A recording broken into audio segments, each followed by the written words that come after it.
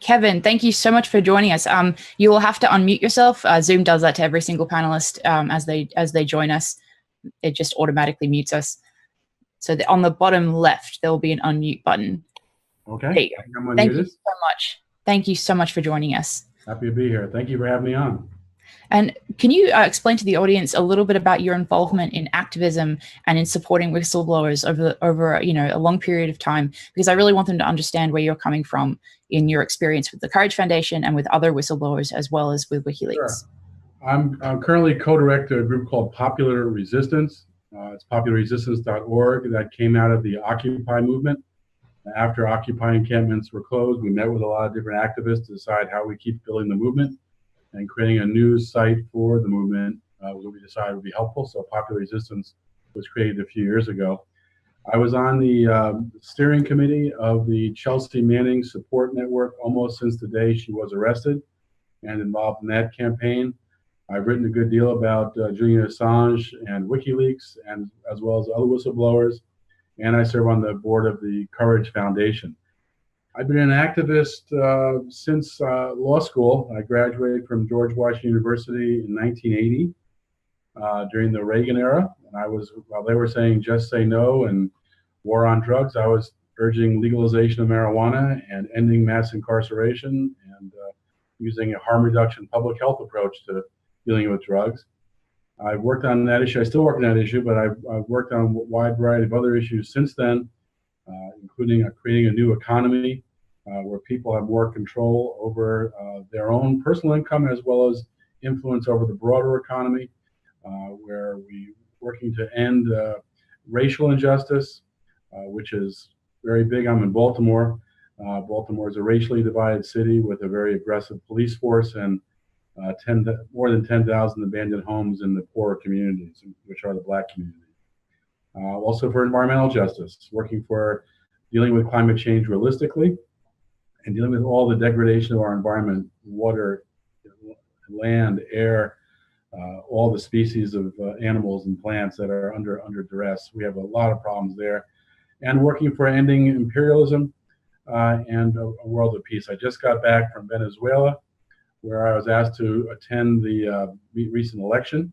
When President Maduro was reelected, they wanted people to come and observe what happened because there's a media blockade where we are told lies about Venezuela and the truth is hidden. And I think so much of activist work it begins with unveiling the truth, breaking through the propaganda and false information and letting people know what really is going on. Because misleading people is how the people in power keep in power. The truth is how we build a movement. And that's why I think Julian Assange is so important. He has basically democratized the media with WikiLeaks. Democratizing the media, I mean that he has given people a way to report abuse. Through the WikiLeaks effort, people who are in government, people who are in corporations, people who are active can send documents anonymously and they'll be reviewed and then published. And then people will know what's really happening. And he has released through WikiLeaks some of the most important documents, really the most important news of the last decade.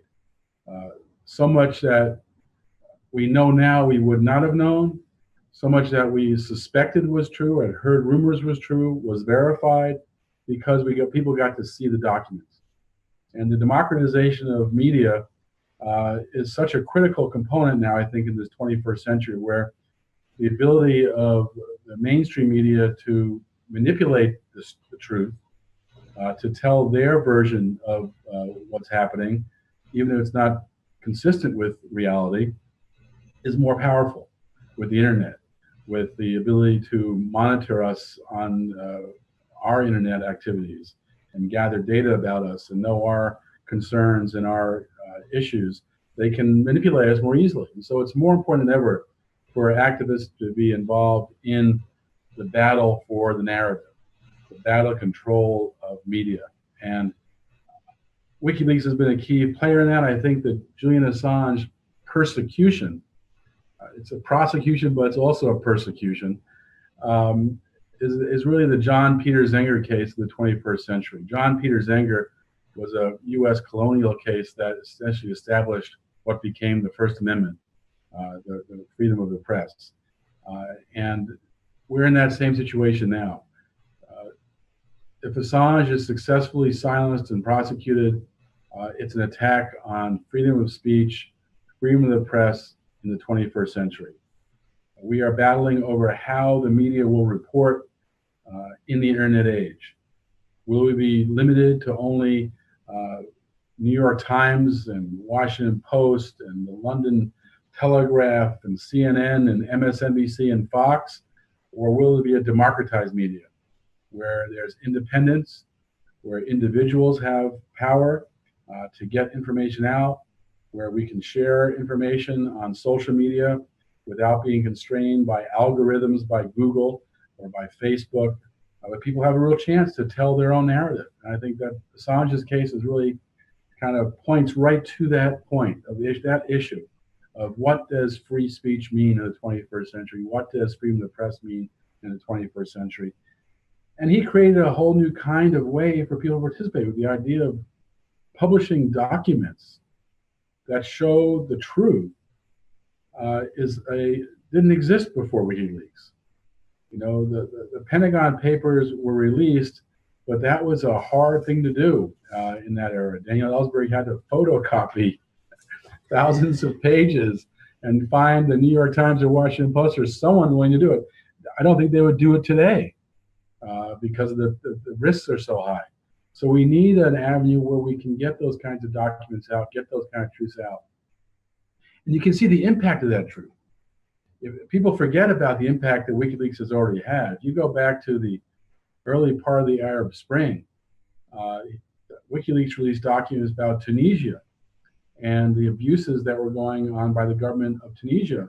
And that helped to feed the Tunisian revolt, which led to the Arab, the whole, revolt in Egypt and Bahrain and other countries, which led to the revolts in Spain, led to the Occupy movement in the United States. I mean, this all came because the truth was loud out.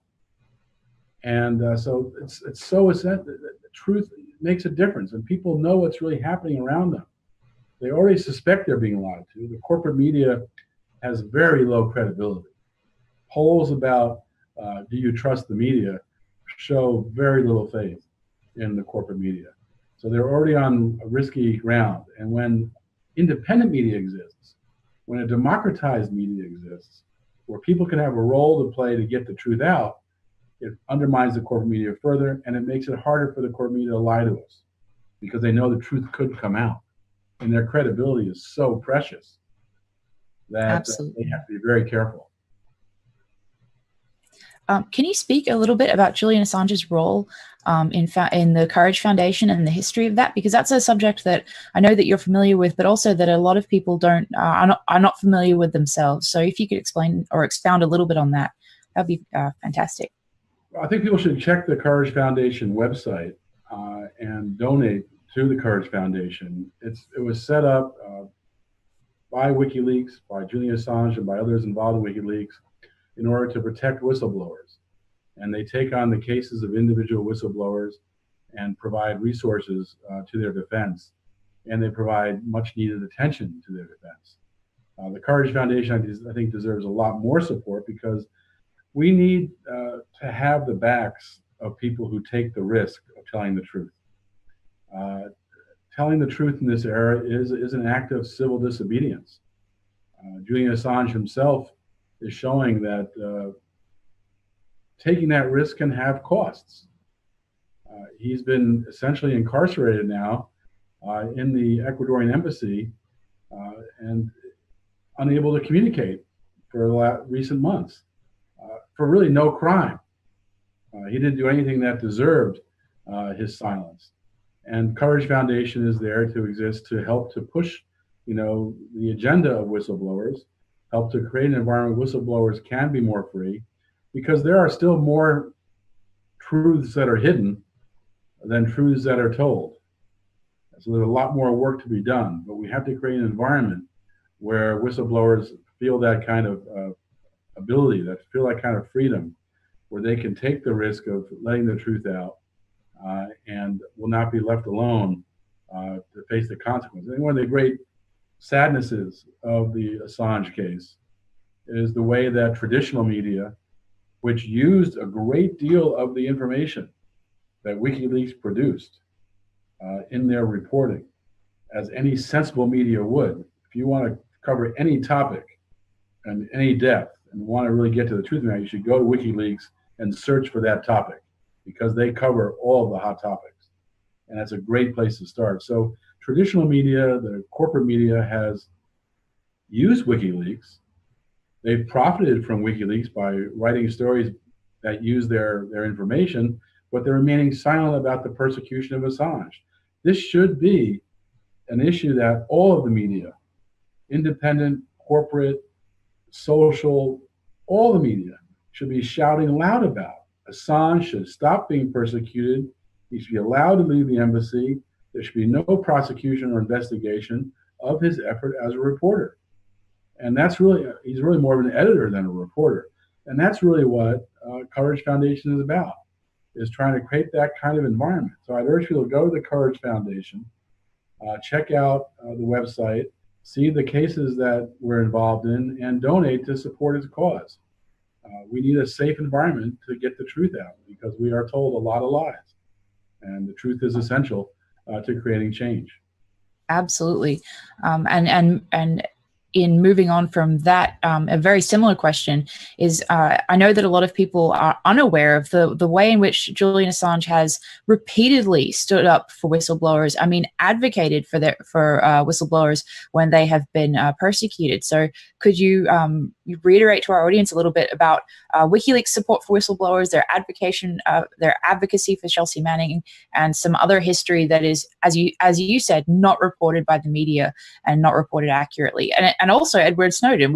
I talked about this yesterday with Kieran O'Reilly, that people don't know the role that Julian Assange, WikiLeaks, and Sarah Harrison played in saving Edward Snowden. So if you could speak on any of that, that would be great for our audience to hear. Sarah Harris deserves a lot more attention and applause for the work that she's done to support Assange, WikiLeaks, and Snowden. The shirt I'm wearing, you've probably seen Julian Assange wear in the embassy. It's the Truth shirt. This is the shirt that we created when I was on the steering committee of the Chelsea Manning Support Committee. We were known as the Truth Gallery inside the courtroom for Chelsea Manning when she was being prosecuted.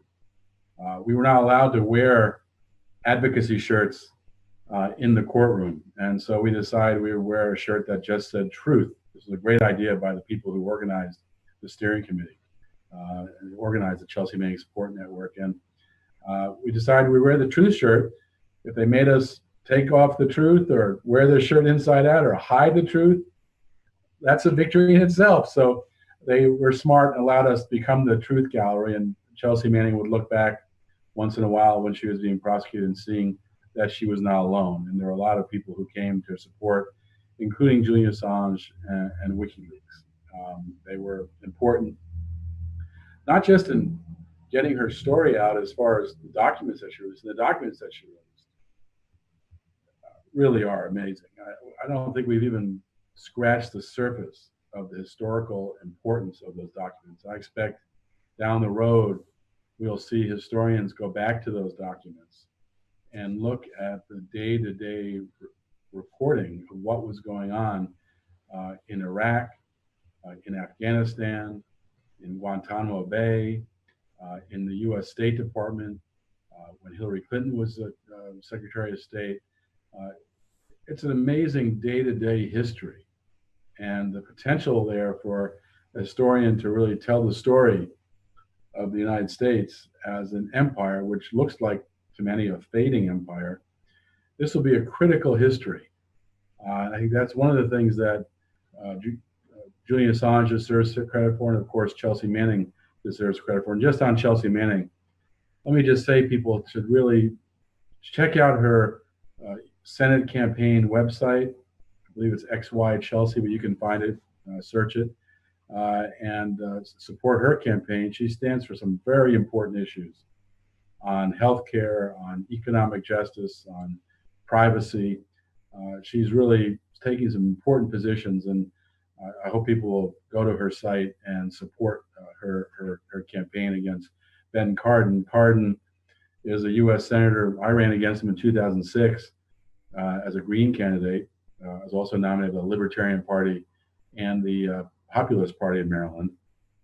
Although the state didn't allow me to accept those nominations, they passed a law that said I only could have one nomination, so I chose the Green, and the other two parties endorsed me.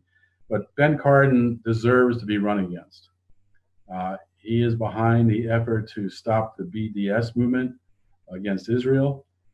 This is a great and important movement. He's trying to pass laws that criminalize BDS. He's the classic corporate Democrat, classic militarist who calls himself, he says he's in favor of peace, but always votes for war. And so Chelsea Manning is running against him and deserves people's support from around the world and around the United States. People in the United States can donate to her, and they should. She needs your support and needs to get it out. So back to WikiLeaks, though. WikiLeaks helped to promote the information that she released. They helped to promote how she was being incarcerated, and helped to develop a movement to defend her when she was incarcerated. So they played a critical role in that. Ed Snowden, tremendously important whistleblower, and WikiLeaks and Sarah Harris did an amazing job of escorting him out of harm's way, out of Hong Kong and into Russia, and into what has been safety now for a long time.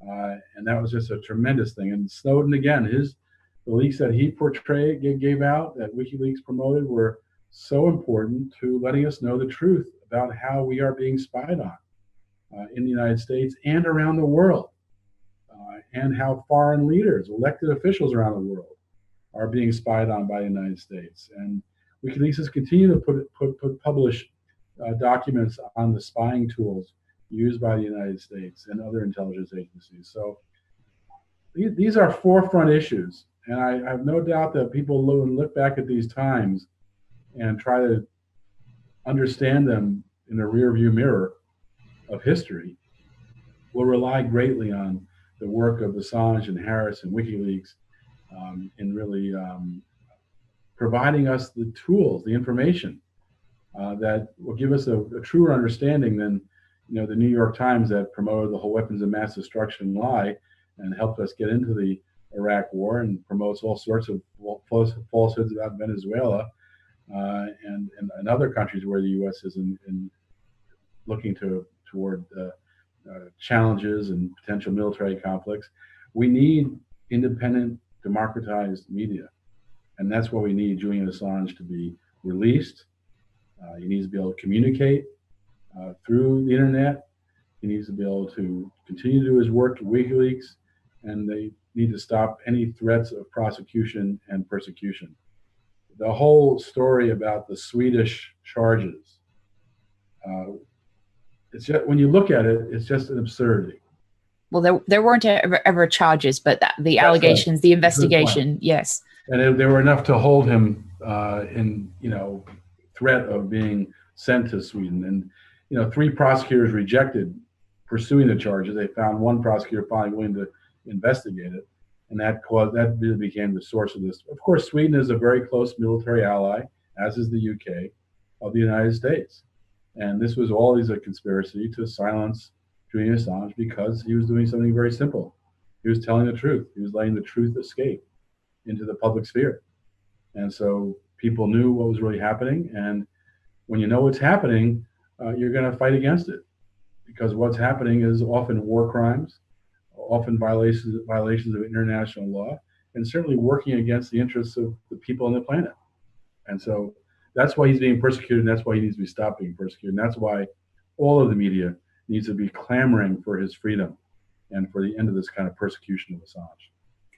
Absolutely. And when you mention the legacy media outlets like the New York Times, using WikiLeaks information and then advocating basically for his persecution, it's completely horrifying to see that, and so hypocritical. But then in addition to legacy press, though, we have an independent media sort of niche growing, which would not be able to exist without WikiLeaks and its documents. And I think that, so the impact, as you've said, the impact is absolutely unimaginable. If we hadn't had WikiLeaks, the entire world, the landscape of history would have been completely different, and just incredibly. The Arab Spring may not have even been. And who knows what would have happened in Iraq and Afghanistan. As the truth gets out, that changes the course of history, and it really undermines U.S. empire. Look at the importance of the documents on Hillary Clinton when she was Secretary of State. She told her diplomats in the United States to spy on diplomats coming to the United Nations. She actually signed off on spy on these people. It's amazing, and that's a criminal offense. Exactly.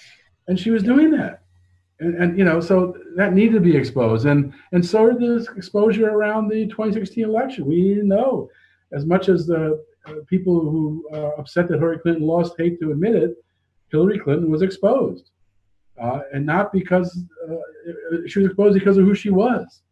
As she said in one of the emails that was exposed, she's a two-faced person. She says one thing in private and nothing in public. Well, the only thing we know the truth is if someone's going to expose it then. So that makes when you have politicians like Hillary Clinton, you need a WikiLeaks to get the truth out.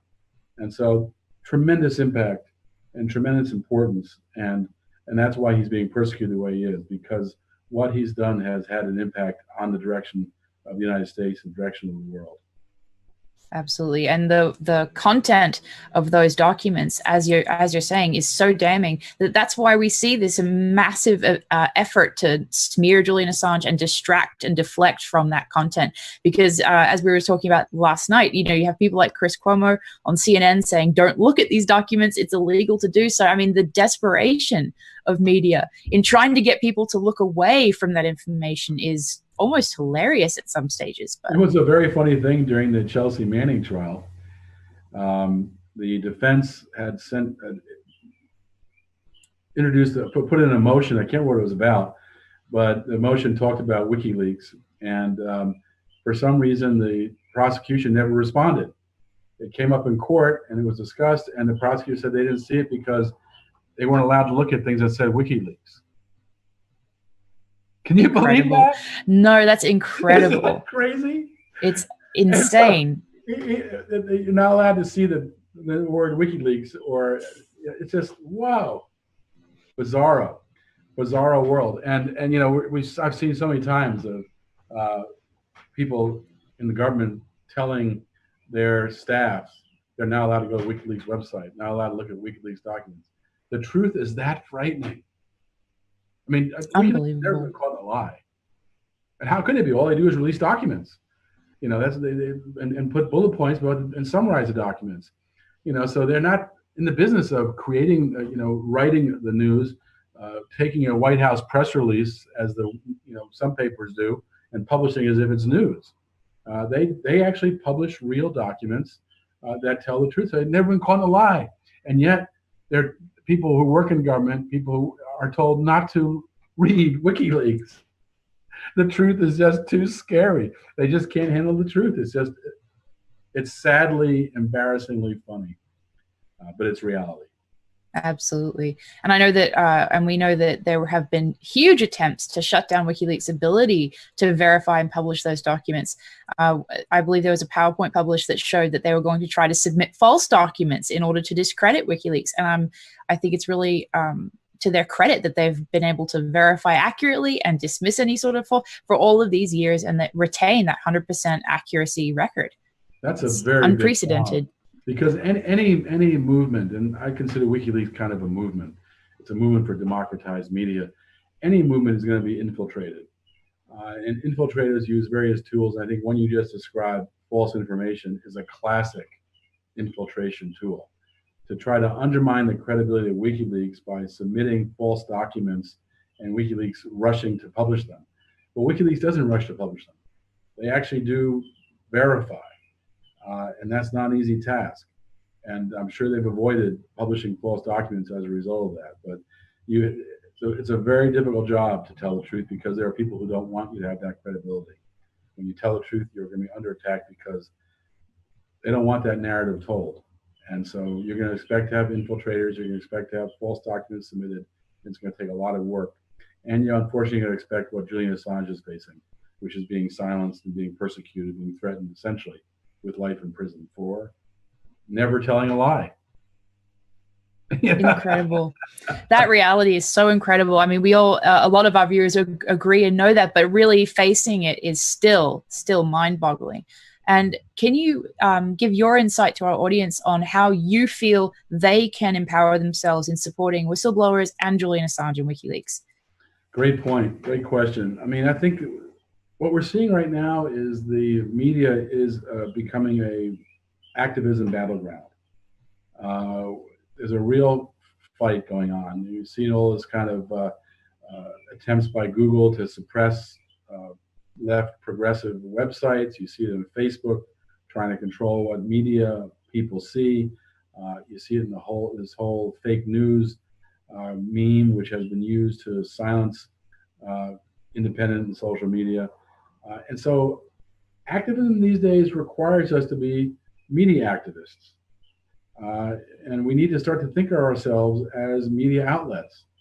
It wasn't, possible 20 years ago, 15 years ago, for people to have, thousands of people following them in the media. I mean, there are people who now, activists who now have followers on Twitter, Facebook, and social media and other forums that are the size of a small newspaper, or even the size of a small TV news show.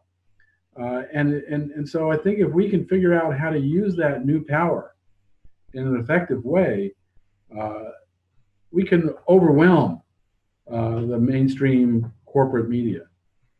And so I think we need we haven't figured out how to do this yet. I think some are doing it, it's kind of happening organically in that people share stories with intention.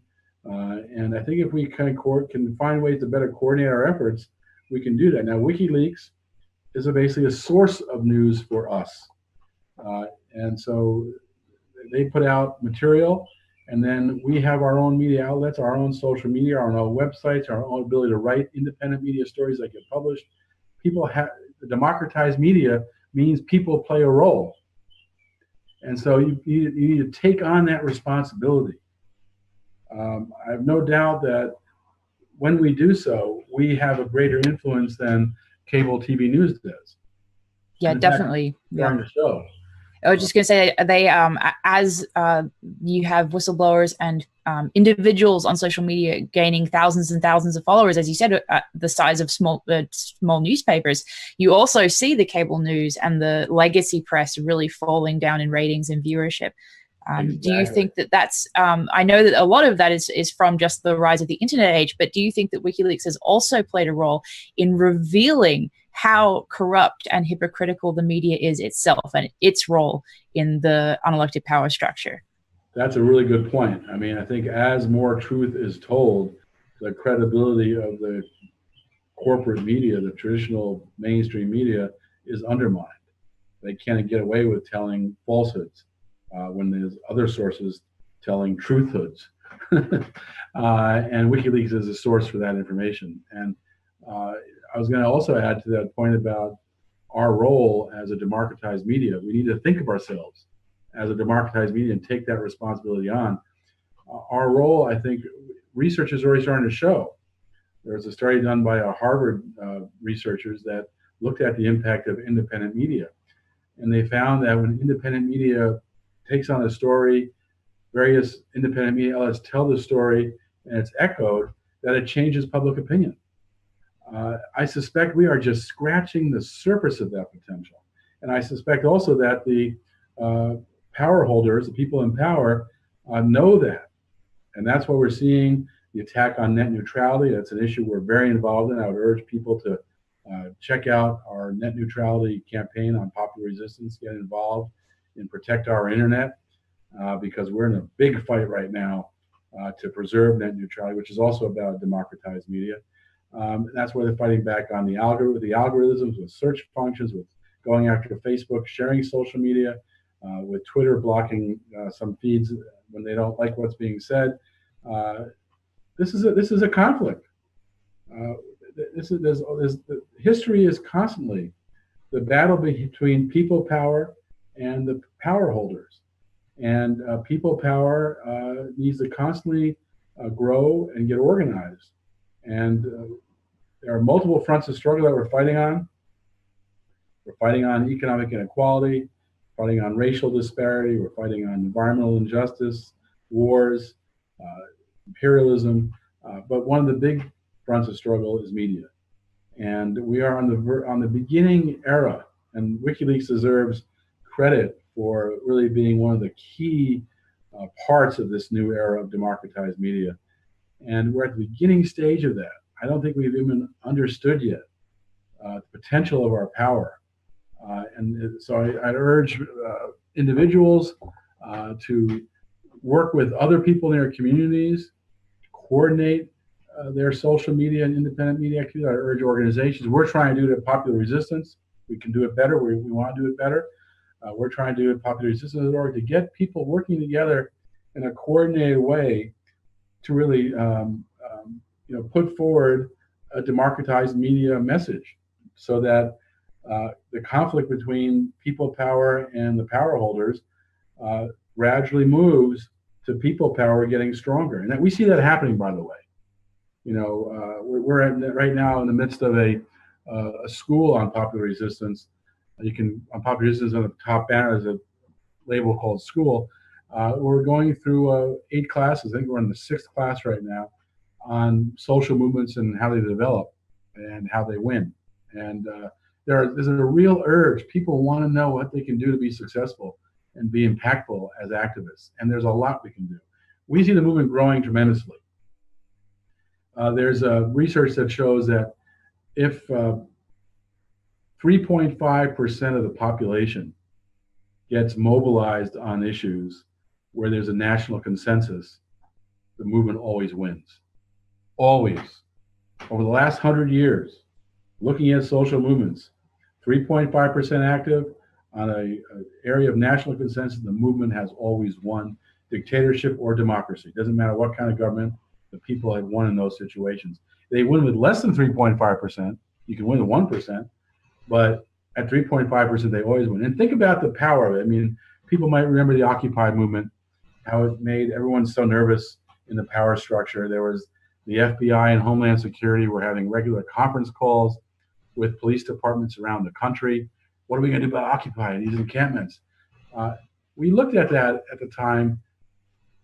That was only 1/10 of 1% of the population active. Wow. 1/10 of 1%. So you can imagine, we think we're at about 1% now. When you look at the various pipeline battles, when you look at the Black Lives Matter, the fight for fair wages, the fight against this whole debt generation that's in leaving school with massive debt, all these various fronts of struggle, we have to have about 1% of the public is active now. So we've grown a good, even though it doesn't, have we're not all concentrated like we were during Occupy. It's now spread over a lot of different issues, but the movement is growing. And so I think if we are able to keep that movement informed about the truth, about what's going on, that's what WikiLeaks is so important.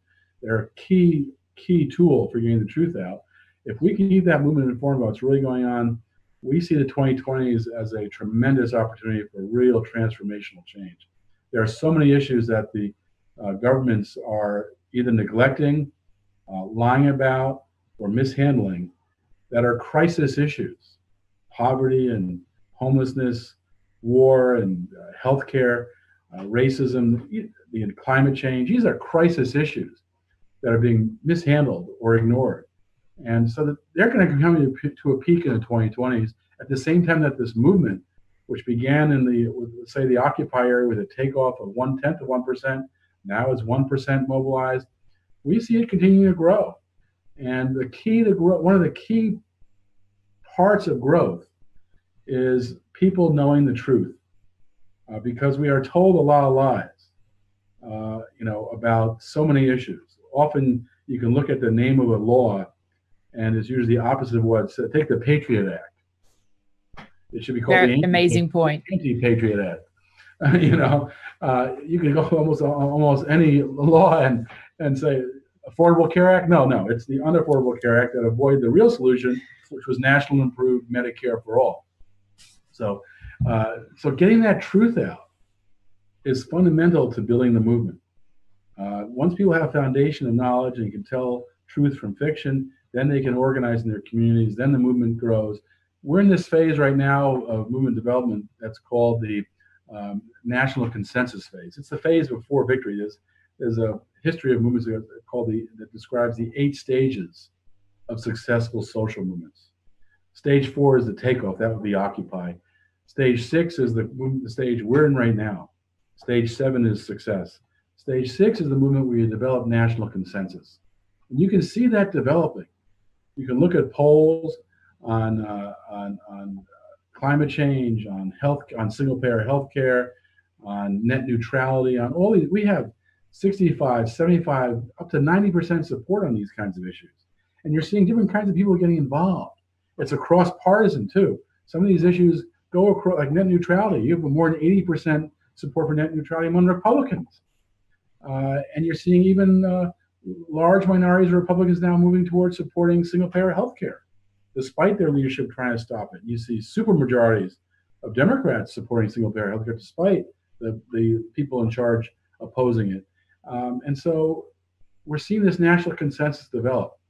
And the root of that national consensus starts with getting the truth out, piercing the lies, getting the truth out, and WikiLeaks' effort at helping to democratize the economy with the ability to get out documents through their system so people can see the truth for themselves, truths that can't be denied. Because here's the document with Hillary Clinton's name on it saying spy on diplomats.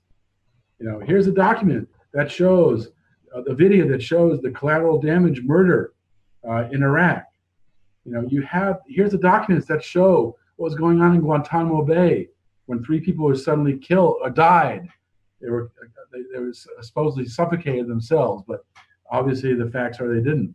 And so these truths get out, and that's how you develop that national consensus that breaks through the corporate mainstream media barrage of falsehoods and lets the truth be told, lets people understand, let them share among their networks through their social media so that we overtake the narrative and the movement becomes a people-powered movement that's more powerful than power holders, and create a political climate where it doesn't matter who's in office, because the political climate demands that people in power do what the people, organized people, want. And we've seen that before in history. You know, we saw the Civil Rights Movement. The Dixiecrats, the Southern Democrats, were overwhelmed by the Civil Rights Movement. The Democrat Party had no choice but to support civil rights laws. We saw it in the Nixon era, where he had to create the Environmental Protection Agency. He had to help to pass the National Environmental Policy Act, NEPA. The Clean Air Act got improved. The Clean Water Act got. All these things happened despite his politics, because people power was so strong that no matter who was in office had it. And we saw it recently with the Trans-Pacific Partnership, which WikiLeaks was very key on, by the way. Yeah, please tell us about that. Please expound on that, because that's a really important issue. Absolutely. Yeah, we were very involved in a campaign to stop the Trans-Pacific Partnership and working with lots of other organizations to do so. This was people might remember, it's been a while now, but at the beginning of our campaign, the TPP, the Trans-Pacific Partnership, was a secret agreement being negotiated in secret with 600 corporate advisors, transnational corporate advisors, helping to write it in secret. Congress was not allowed to even see the U.S. proposals or the drafts until the very end. After lots of pressure, they could finally, in the last few months of it, they were allowed to go to a room in the Capitol, leave their phone, pencil, paper, not allowed, just go and read it, but not allowed to record anything in it. You know, it's crazy. They call that a democracy. It's absurd. But TPP was a secret, and we started a campaign years ago to challenge that. And as we started to get exposed, there began to be some leaks, thanks to WikiLeaks, of some of the negotiating documents. And we got to see the positions of U.S. negotiators, which were, of course, not something they wanted us to see. We got to see the positions of the United States in comparison to other countries. And what those always showed was the United States was way, way far away from all the other countries as far as U.S. being the most pro-corporate, pro-Wall Street, pro-transnational corporate big business perspective. And all that helped to fuel it. As the facts get out, that helps us to build the movement. And so what developed out of that was a movement of movements, which is what you need to win. You cross all these different barriers. You have the internet movement, worried about internet freedom. You have the healthcare movement, worried about the ability to put in place a single-payer healthcare system. You have the food and water movement, worried about food safety. You have workers worried about jobs and wages. You have the environmental movement worried about degradation of the environment, the climate change. So all these movements came together and created a movement of movements about a secret agreement because so much was exposed that we knew enough about it. So a movement of movements was created that can't be stopped and changed the political culture. So Hillary Clinton, who was the Secretary of State in the administration that was pushing the TPP, it began under George W. Bush, but really escalated under Barack Obama, and Hillary Clinton was Secretary of State. She had to come out against it. So Rob Portman, who was a senator from Ohio, and who had before that been the U.S. Trade Representative under George W. Bush, he had to come out against it. Donald Trump came out against it. They were all against it. Everyone had to be against it. If you were running for office, you had to be against it.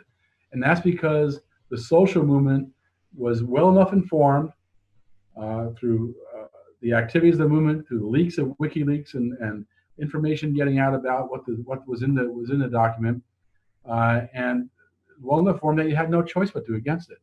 And so, President Obama was not giving up, though. And I think while people like to blame Russiagate for Hillary's defeat, I think there's lots of reasons. Hillary herself is the main reason.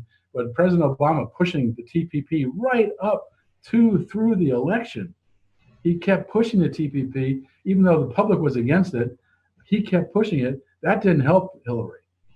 In fact, we were prepared for a train. We had an action camp in Washington, D.C. planned right after the election for the lame duck session between Obama and Trump, because President Obama was going to try to push the TPP through the lame duck session when people in Congress wouldn't be held responsible for their votes. And on the day before our camp started, as the lame duck session was about to begin that Monday, on that Friday night, Obama faced reality and said, I'm not going to push it in the lame duck because I don't have the votes. So we won as our action camp was beginning, which required us to change what we were going to do, what we were going to protest, and we had a very effective weekend of activity. But then Donald Trump also signed off on stopping the TPP. He took all the credit, of course, but really it was a movement of movements that made it possible for anyone. And WikiLeaks exposed. We always were waiting as we were fighting the TPP, because WikiLeaks was getting out various documents from the negotiations.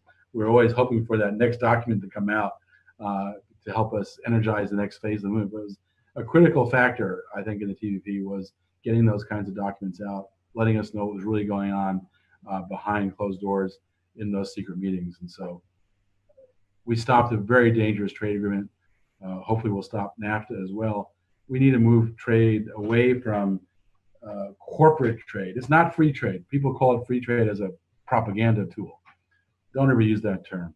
These are corporate trade agreements designed to ensure corporations profit from low wages and easy access to natural resources, regardless of the impact on the environment. That's what these trade agreements are about, and that's why people oppose them. And the reason why they kept the trade agreement secret, as one of the U.S. trade representatives for the U.S. said, if people knew what was in it, they would oppose it. How honest is that? If people knew what was in it, they would oppose it. And that's, again, a great example of why truth is so important. Because if people know what's in it, they're going to oppose it. And that's just not true with trade. That's true with the land grabs that are happening in the United States now on on public lands being used for oil and gas development. That's true with the pipelines being put across people's private lands in agricultural areas. That's true with the whole climate policies that are being put in place, the worker policies being put in place, the racially unfair justice system. Any issue along these lines, when people know what's going on, they're going to oppose it. And so this is yet persecuted. And so like the TPP movement is yet another issue that WikiLeaks has been instrumental in. And there are so many issues like this where their involvement can be easily deflected from and forgotten by the public. And I love what you were saying earlier as well about the fact that it only takes a very small percentage of the population to make it unstoppable. And I feel like that's a really positive message. That only works if the small number of people are supporting a national consensus, which requires information. Exactly. People need to be educated to develop that national consensus. Then a small percentage of people can be active and force the change to happen. But the foundational issue is honest information, is the truth, is education. And so democratizing the media, the way WikiLeaks has done, is essential for transformational change. Without it, it doesn't happen. Without it, the lies survive. With it, the lies are undone. Absolutely. So extremely true. And I think that in supporting WikiLeaks, I feel that our viewers should absolutely understand that their involvement in democratizing the media, as you were saying earlier, we are all individually part of that effort, and that their voices are effective and tangibly make a difference in all of these issues, you know, the movement of movements that you're speaking about. And I wanted to just ask, we have about 10 minutes left in this segment. I wanted to ask about your personal evolution in how you became an activist. What woke you up, so to speak, in, you know, and led you on the path of being such a voice for truth in and the democratization of media? That's a great question. I mean, I've been awoken many times in my life, so it's not just one event. I continue to be awakened these days. We're always learning more. What initially got me involved in activism, more than just as a high school kid going to protests, which I did that too. I went in college. My first protest was an anti-racist protest in Boston during integration, and that was the first time I ever played a role beyond just being someone at a protest. I was actually put in security, which put me on the front lines of the protest, which meant that was the first and only time I was attacked by police on horseback. Horses are pretty big. So that was before my awakening. My awakening really happened when I was in law school. I planned on going to law school to be a criminal defense lawyer. Constitutional law was my interest, and fighting for people's rights was my hope as a career. And I was put into an internship at NORML, the National Organization for the Reform of Marijuana Laws. I ended up becoming their national director and chief counsel after I graduated. But as my intern phase, my first job was responding to mail from prisoners and their families. And that was a great lesson to read the stories. And it was often racially unfair, of course. Our system of racial injustice has existed since the founding of the country, but has really escalated as the civil rights movement grew and African Americans got more rights. We also saw the prison population grow, almost as a counter reaction to civil rights being provided. But my awakening of reading letters from prisoners and their families committed me to trying to end mass incarceration and end the drug war and end the prosecution of people for consuming marijuana. And that continues as a project I continue to work on.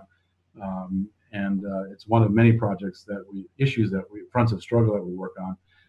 That's one of them. My eyes got more awoken in the Clinton era when Bill Clinton was president, and I saw him ending welfare for people who need it, people who are desperately in poverty. I saw him putting in place these corporate trade agreements. He was the author of NAFTA. He also undermined regulation of big finance. He also put a general in charge of the drug war, which is crazy. It's a health problem. You put a general in charge of it. So the Clinton era was an awakening for me and many others. I see a lot of people who left the two-party system, the corporate duopoly, during the Clinton era. And I haven't voted for a Democrat or Republican since that time period. During this century, I worked with Ralph Nader. I was Ralph Nader's spokesperson in 2004, his press secretary, and that was a lesson in itself and an awakening as well.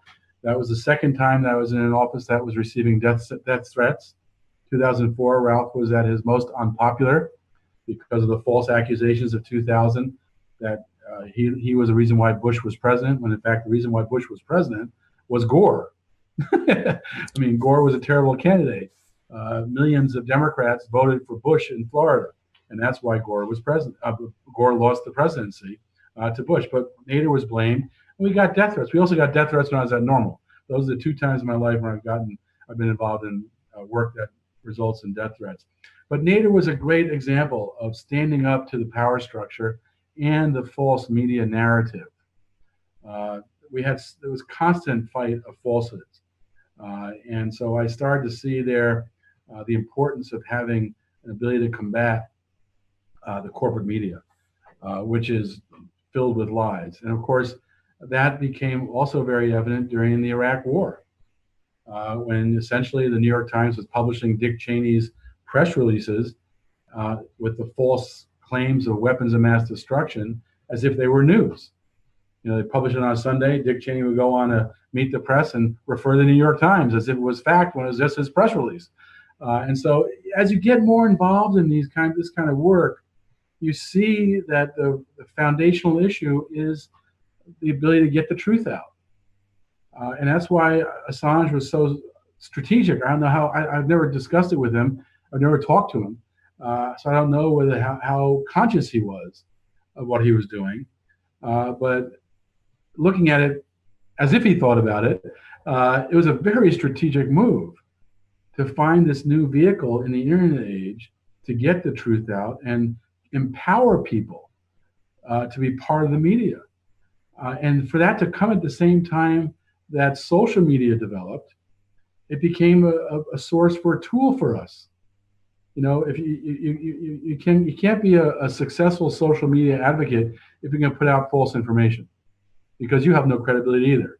And so we need places like WikiLeaks and the documents they put out to provide us the tools, the ammunition to get the truth out. That collateral murder video that Chelsea Manning released through WikiLeaks had a tremendous impact on people's understanding of how the U.S. operates and was committing war crimes during the Iraq War.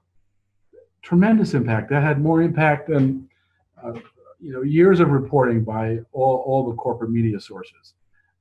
Even if they were critical of the Iraq War, seeing that video, seeing those documents that show what was going on every day in Iraq had much more impact. So my awakening has been constant and continues to be. I'm always looking to be awakened by others. Thank you so much, so much for being with us and sharing your time and your insights with us and describing to us the just irreplaceable nature of WikiLeaks and how they've democratized the media and the truth. Thank you so much. And their advocacy for whistleblowers, of course. Well, thank you. Thanks for having me on. Thank you for being organizing this. I think it's so essential. We'll be doing an event at the White House on the anniversary of Assange going into the Ecuadorian embassy on June 19th. We'll be doing an event outside the White House that day. People should keep that in mind. It'll be at 11 o'clock on June 19th. So keep that in mind as a date to participate in standing up for Julian.